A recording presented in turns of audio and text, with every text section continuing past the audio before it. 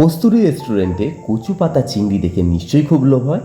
তাহলে দেরি কেন, বাড়িতেই আসুন, বানিয়ে ফেলি খুব সহজেই।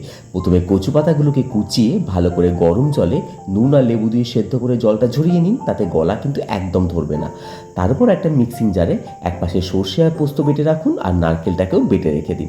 এবার কড়াইতে কিন্তু সর্ষের তেল দিয়ে তাতে কালো জিরে কাঁচা লঙ্কা ফোড়ন দিয়ে চিংড়ি মাছ দিয়ে সামান্য হলুদ দিয়ে 2-4 মিনিট ভেজে নিয়েই তার মধ্যে পোস্ত আর সর্ষে বাটা আর সব নারকেল বাটাটা একসাথে দিয়ে 5 থেকে 10 মিনিট হালকা আঁচে কিন্তু কষে নেবেন।